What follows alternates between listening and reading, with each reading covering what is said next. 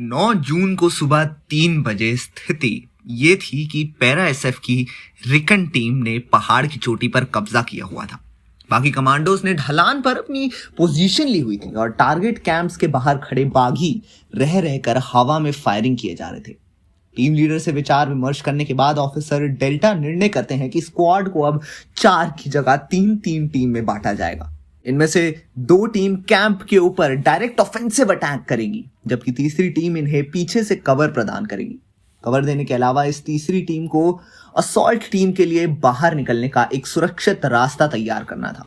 Attack time से पहले 2 घंटे किए गए बदलाव के अनुसार विपरीत दिशाओं से भेजने वाली 2 कट ऑफ टीम को भेजने वाला प्लान अब ड्रॉप कर दिया गया था। सुबह के 4 बजे पेट के बल रेंगते हुए भारतीय कमांडोज अपनी अंतिम असॉल्ट पोजीशन की तरफ बढ़ने लगे थे। अपने हेलमेट पर लगी नाइट विजन डिवाइस से ऑस्कर डेल्टा देखते हैं कि आखिरी फायरिंग करने के घंटे बाद भी वो बागी अपने टेंट के अंदर वापस नहीं गए। कैंप की सर्कमफ्रेंस पर खड़े इन बागियों पर नजर बनाए पैरा एसएफ के कमांडोज बिना किसी आवाज के आगे की तरफ बढ़ते रहते हैं और जब इनकी और बागियों के बीच का फासला केवल 10 मिनट का रह गया होता है, तब अचानक वो बागी अपने कैंप की तरफ चल पड़ते हैं। अपने दोनों हाथों से राइफल और रॉकेट लॉन्च जैसे हथियार थामे भारतीय कमांडोज इन बागियों के पीछे रेंगना जारी रखते हैं और जब ये बागी पूरी तरह अपने कैंप के अंदर आ चुके होते हैं तो 20-20 कमांडोज की ये 2 टीम बिल्कुल चुपचाप इस कैंप के बाहर एक सेमी सर्कल बना लेती है। इन 40 कमांडोज ने कुछ इस तरह अपनी पोजीशन ली थी कि बिना किसी बाधा के सीधा अपने टारगेट के ऊपर फायरिंग कर सके। बाकी के 24 कमांडोज थोड़ा पीछे रुककर अपने नाइट विजन से असॉल्टेड टीम और टारगेटेड कैंप के पर लगातार नजर बनाए हुए थे। कैंप के अंदर मौजूद सभी बागी सुबह का खाना बनाने की तैयारी कर रहे थे, लेकिन उन्हें जरा सा भी अंदाजा नहीं था कि ये उनकी जिंदगी का आखिरी भोजन होने वाला है।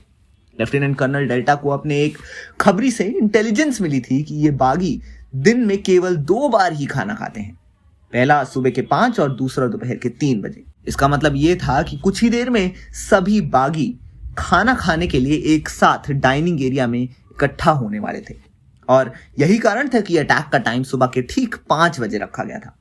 5 बजने में केवल कुछ ही मिनट रह गए थे और इस दौरान lieutenant colonel Delta target area के अंतिम बार आकलन करते हैं। कैंप के बाहर बनी सबसे पहली पोस्ट खाली पड़ी हुई थी। इसके पीछे 2 पोस्ट और थी, जिनमें से एक पर 4 और दूसरी पोस्ट पर 2 बागी पहरा दे रहे थे।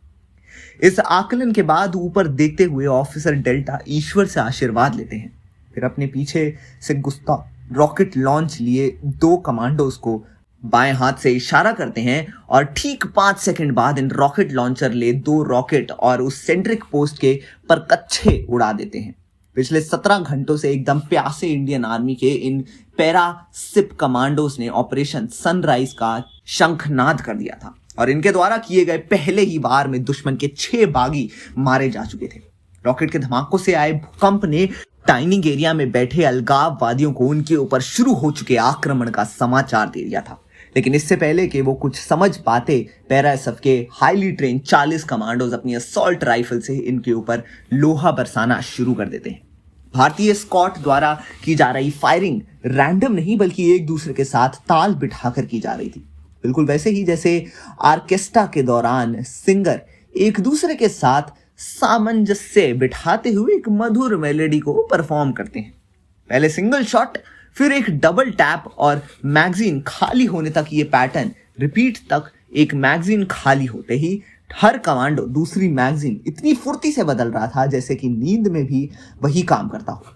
पैरा एसएफ द्वारा अलगाववादियों के ऊपर किया गया यह अटैक इतना ज्यादा भीषण था कि वो सरकटे मुर्गों की तरह इधर उधर भागने का प्रयास कर रहे थे। आखिर हमारे साथ ये हो क्या रहा है? इससे पहले इन्हें इस प्रश्न का उत्तर मिल पाता, पैरा एसएफ की टीम पहले कैंप को सफलतापूर्वक क्लियर कर चुकी होती है।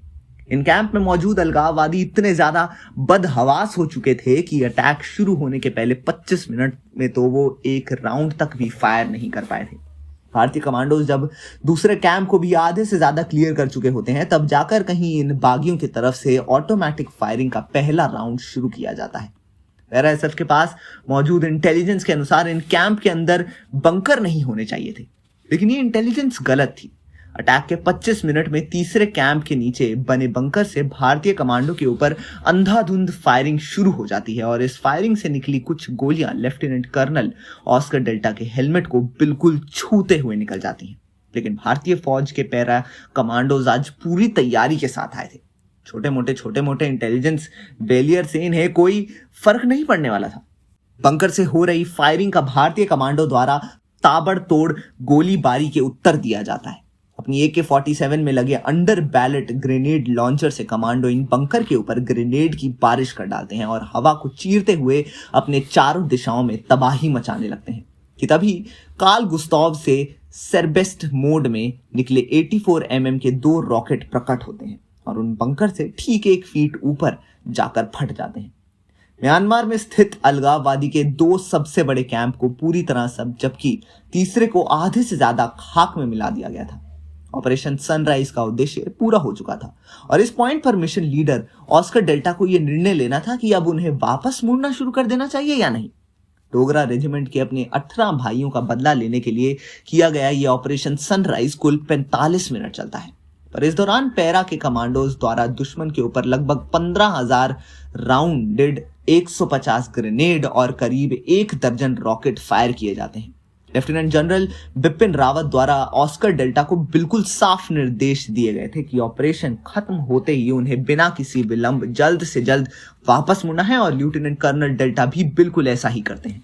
ऑपरेशन पूरा होते ही लेफ्टिनेंट कर्नल डेल्टा और उनके कमांडो अपनी सिविलियन गाइड्स की सहायता से वापस बॉर्डर की तरफ चलना शुरू कर देते हैं। पैरा एसएफ का यह ऑपरेशन सनराइज आर्मी लीडरशिप की अपेक्षा से ज्यादा सफल रहा था। सबसे बड़ी बात यह थी कि ऑपरेशन में शामिल एक भी कमांडो को हल्की सी खरोंच तक नहीं आई थी। उधर लीमक होंग में सेट अप किया गया वॉर रूम में लेफ्टिनेंट जनरल बिपिन रावत के लिए एक एक क्षण काटना भारी हो रहा था। सुबह के 6 बज चुके थे और प्लान के अनुसार अब तक उनके पास लेफ्टिनेंट कर्नल डेल्टा की कॉल आ जानी चाहिए थी। हेलोजन लैंप में जगमगा रहे इस वॉर रूम में मौजूद हर आदमी अपने अंदर उठ रहे नकारात्मक विचारों से लड़ने में लगा हुआ था। तभी कोर कमांडर रावत की मेज पर रखा मोबाइल फोन बज उठता है। Mission accomplished, I repeat, mission accomplished lieutenant colonel Delta. ये मैजिकल वर्ड सुनते ही बिपिन रावत समेत रूम में मौजूद हर ऑफिसर उछलना शुरू कर देता है। बिना किसी विलंब के message army chief Dalbir Singh, प्रधानमंत्री नरेंद्र मोदी, रक्षा मंत्री मनोहर पारिकर, गृह मंत्री राजनाथ सिंह और NSA अजीत डोवल को भेज दिया जाता है और इसके चंद घंटे बाद कुछ ऐसा होता है जो भारत के इतिहास में आज से पहले कभी नहीं हुआ था। पूरी दुनिया को चौंकाते हुए भारत सरकार आधिकारिक रूप से इस ऑपरेशन की जानकारी सार्वजनिक कर देती है। आज सुबह भारतीय फौज द्वारा आतंकियों के 2 अलग अलग समूहों को निशाना बनाया गया। भारत म्यांमार सीमा के साथ लगे नागालैंड और मणिपुर के पास 2 अलग अलग स्थानों पर 9 जून को दोपहर के लगभग 3 बजे लेफ्टिनेंट कर्नल डेल्टा और उनके 64 कमांडोज बॉर्डर पर स्थित सबसे पहले भारतीय गांव में पहुंच जाते हैं। सूरज पूरे ताप पर था और बुरी तरह थके हारे भारतीय फौज के कमांडोज भूख और प्यास से बेहाल हो चुके थे। इनमें से कई को तो गंभीर डिहाइड्रेशन हो गया था, लेकिन फिर भी इनके चेहरों पर एक शिकन तक नहीं थी। इनके लिए अपने मिशन को पूरा करने की खुशी अपने शरीर की पीड़ा से कहीं ज्यादा थी। अब इसकी आगे की कहानी आपको नेक्स्ट वीडियो में बताऊंगा और टाइगर की अपकमिंग फिल्म रैम्बो की स्टोरी ऐसी ही स्टोरी पर बेस्ड होने वाली है। तो बने रहिए हमारे साथ हमारे चैनल बॉलीग्राज स्टूडियोज पर।